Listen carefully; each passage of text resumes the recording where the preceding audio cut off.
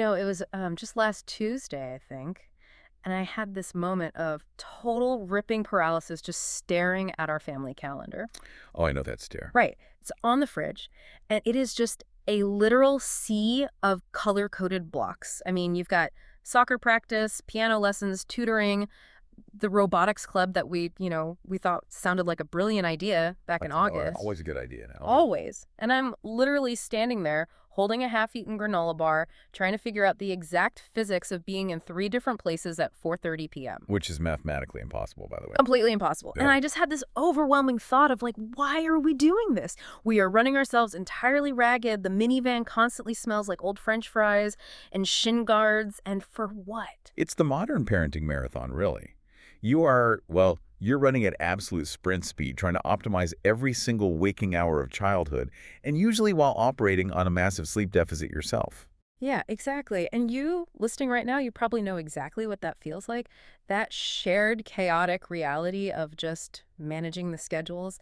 It is a constant, exhausting juggling act of time, money, and emotional energy. Oh, massive amounts of emotional energy. Right. And the crazy thing is, I think most parents are genuinely trying to do the right thing, but, well, we don't actually know if what we're doing is working at all. No, because the feedback loop in parenting is incredibly messy. I mean, we operate on this intense mix of deep love, high hope, and honestly sheer panic most of the time. The panic is real. It is. You want the absolute best for them, right? You want to give them every possible advantage to succeed in a competitive world. But you don't get a weekly report card on your long-term parenting choices. You just get, the immediate stress of Thursday night logistics. Which is exactly why we wanted to dig into these sources for today's deep dive. We are looking at a stack of insights focused on intentional parenting. It covers a lot of ground. It really does. It covers this massive ongoing debate about specialization versus exploration, the actual psychological research on how kids practice and learn, and even broader systems like how Norway approaches youth sports. Yeah, But just to be clear up front, we aren't looking for some polished, rigid framework today. We are just parents in the trenches looking for an honest attempt to figure out how to think about all these activities in a simpler, clearer way. Yeah, because the goal here is to cut through the noise of what we feel we, quote unquote, should be doing and actually look at the mechanics of what develops a healthy, motivated human being. So let's start with how we get so overwhelmed in the first place, because the calendar doesn't start as a hostage situation. No, it starts small. Right, you sign up for a beginner tumbling class because your 4-year-old likes doing somersaults on the couch. Makes perfect sense. But then the next year it's an intermediate class, then they make the travel team, and suddenly you're like driving 3 states over for a regional tournament on a holiday weekend. It's incredibly insidious. It is. And the root of that creep is a very common, very powerful cognitive trap that the sources point out. It's this underlying assumption that more exposure naturally and automatically leads to more opportunity. Like a straight line. Exactly. It is a strictly linear way of thinking. Which, I mean, the logic makes sense on the surface. If one soccer practice event is good for their footwork, well, 3 practices a week must make them 3 times as good, right? If piano is good for the brain, let's add violin to round it out. Yeah, but we live in a culture that champions optimization. So families just keep adding and adding. And the fear, and I know this is a very real primal fear for parents, is that if you don't expose them to everything immediately, the window of opportunity will just slam shut forever. Oh, absolutely. The fear is if they aren't on the elite track by age 7, they'll never make the high school team, let alone get a college scholarship. But the research pushes back on that linear thinking pretty hard, doesn't it? Because I've noticed just in our own house, when we keep adding activities, we aren't actually multiplying the benefit. We are literally just exhausting everyone. You reach a point of diminishing returns. Yeah, and it feels like it's actually worse than diminishing returns. It is worse.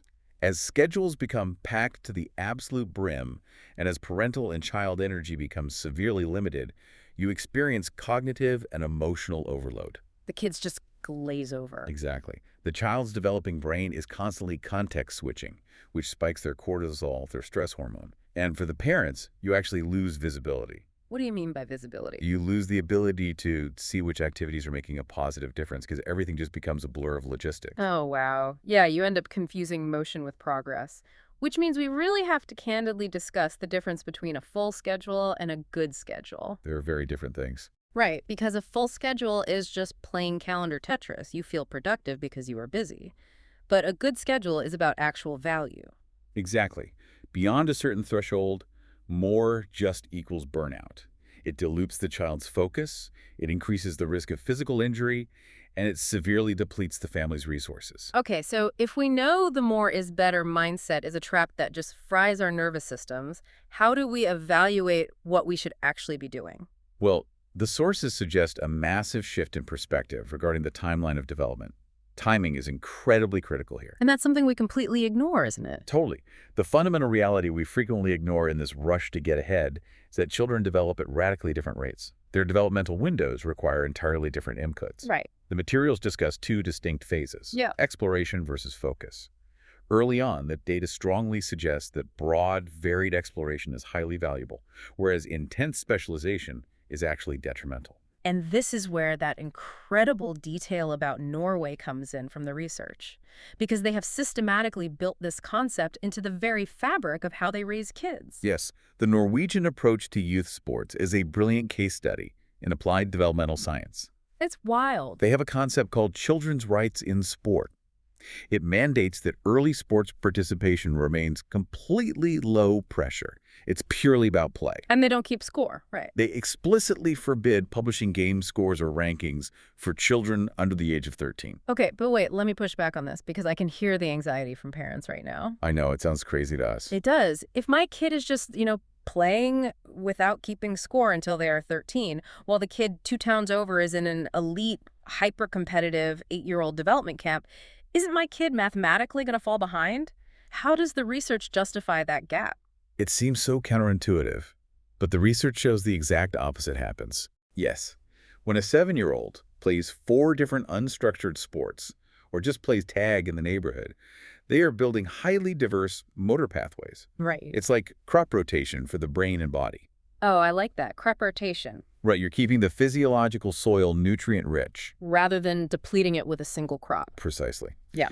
The kids in those elite 8-year-old camps, who only play soccer year-round, they are using the exact same muscle groups constantly.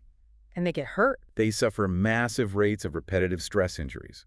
Furthermore, early specialization actually lowers the athletic and cognitive ceiling later on. Wow. The Norwegian model prevents physical burnout and, crucially, psychological burnout. By the time they hit 13 or 14, when their bodies and minds are actually mature enough to handle intense focus and deep commitment, the Norwegian kids still love the sport. Because they haven't been ground into dust by parental expectations. Exactly. And just to underscore how effective this is, I mean, Norway absolutely dominates the Winter Olympics. They aren't sacrificing excellence at all. They're just timing it correctly. They are trusting the development timeline. I have to tell you, reading the science on that timeline, it brought a wave of genuine relief to me as a parent.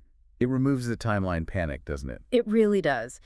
If my 8-year-old decides they want to try drawing instead of continuing with travel baseball, it's not a crisis. It's not slamming the door on their future success. It's just exploration. Right. It's the appropriate developmental stage. We don't need to lock in their college path in the 3rd grade. And allowing them to explore without the weight of the future on their shoulders naturally alters the psychology of why they are participating in the first place. Which is huge because timing is really only half the puzzle. You can have them in the right activity at the right age with low pressure, but if the underlying motivation is wrong, the whole thing still collapses. This brings us into the psychology of motivation, which the sources break down into intrinsic drive versus extrinsic pressure. Let's define those because I think parents often blur the two. We think, well, they asked to play soccer, so they must be intrinsically motivated. But then we find ourselves dragging them to the car by their ankles every Tuesday. Right, so intrinsic motivation means the activity itself is the reward. Yeah. The joy is in the doing. The child picks up the guitar in their bedroom just because they want to figure out a chord, not because they have a lesson tomorrow and they're afraid of the teacher. And extrinsic is the opposite. Extrinsic motivation relies on external factors: parental approval, the desire to win a specific trophy, fear of punishment, or even just the momentum of habit. And the text highlights a phenomenon here that is absolutely fascinating and honestly a little terrifying for those of us who use bribes to get our kids through the week. The overjustification effect. Yes. Explain that because it blew my mind. So the overjustification effect is a classic psychological principle. Essentially, when you introduce a strong external reward, for an activity that a child already enjoys intrinsically, you can accidentally overwrite and destroy their internal joy. Like that famous study with the kids and the markers? Yes, exactly. Researchers took a group of children who naturally loved drawing. They divided them up. One group was promised a good player certificate for drawing. Another group got no reward at all. Okay. After a few weeks, the researchers stopped giving out the certificates. The kids who had come to expect the external reward completely stopped drawing. They just quit. Their internal drive had been replaced by the extrinsic reward system. Yeah. The kids who never got a reward just kept happily drawing the whole time. That is profound. I mean, by heavily rewarding the outcome, like paying them for goals, focusing entirely on the trophy, or just applying immense parental pressure to perform, we are actively killing their love of the activity. The external reward overwrites the internal joy. That's exactly what we're doing with hyper-competitive youth sports and high-pressure academics at a young age. And motivation born purely from external pressure is incredibly hard to sustain over the long haul. It requires the parent to act as an external battery, constantly supplying the energy. Which is exhausting for us. The second you stop pushing, the second you stop reminding them to practice or bribing them with ice cream after a game, the whole thing grinds to a halt. The child eventually hits a wall where the external rewards are no longer worth the internal cost. But, okay, here is where we hit the messy reality of day-to-day parenting. Because in theory, intrinsic motivation sounds beautiful. We all want self-driven kids, but how do we actually tell the difference? It can be tricky.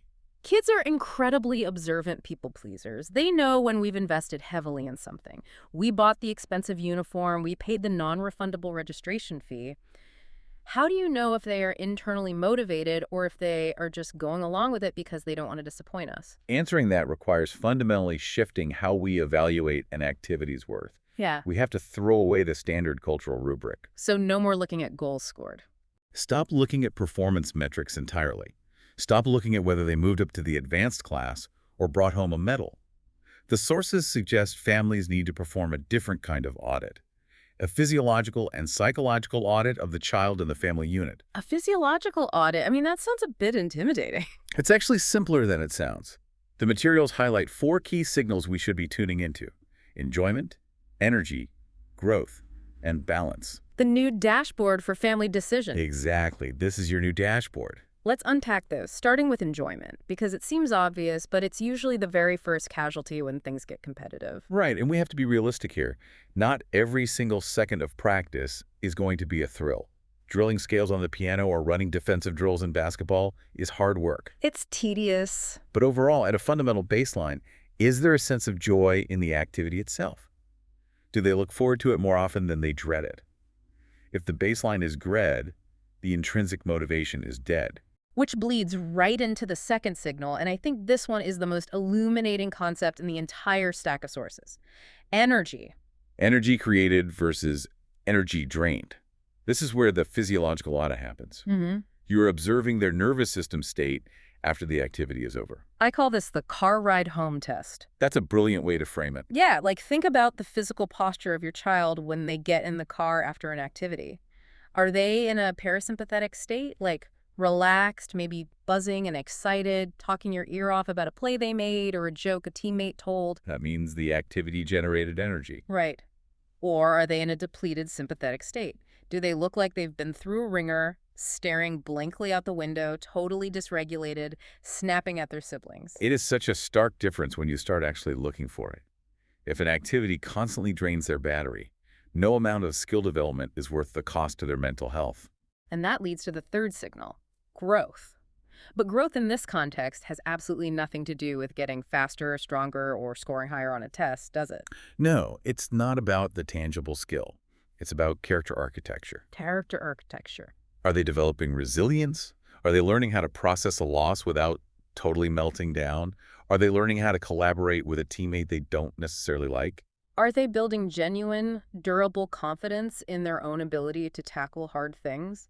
Because if a high-pressure coach is screaming at them and destroying their self-esteem, they might be growing as a tactical player, but they are shrinking as a human being. Exactly. Yeah. Which leaves us with the final signal, the one that impacts the parents the most: balance. Oh, balance, Yes. the elusive unicorn of parenting. Balance asks the structural question about the family ecosystem. Does this activity allow the rest of the child's life and the parents' lives to function well?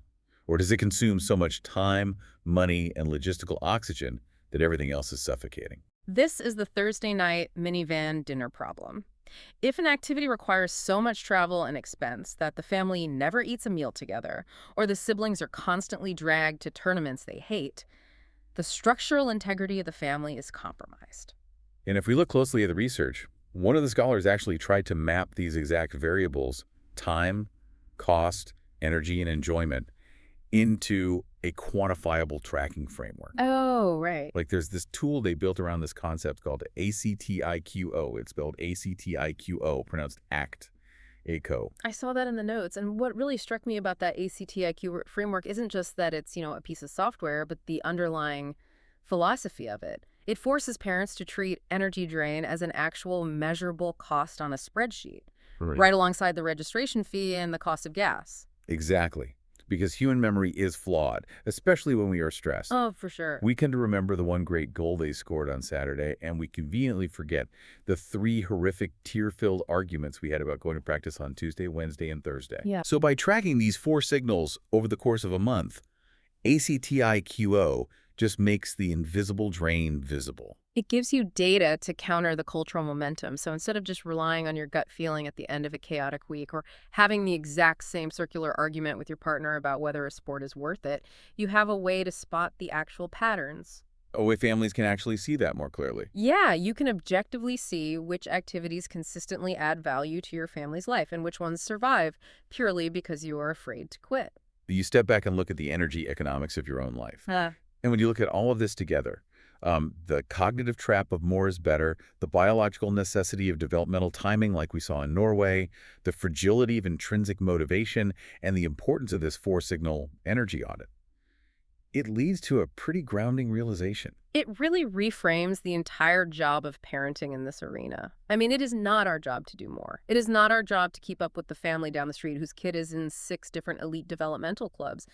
It is our job to do what actually works for our specific child and our specific family unit. The overarching mission is to intentionally create an environment where kids can just stay curious, confident, and internally motivated over the long haul. Because a perfectly optimized resume at age 10 means absolutely nothing if it produces a burned out, anxious human being at age 20. Exactly. And if you could actually see what's working and what's not, well, that would fundamentally change how you make decisions.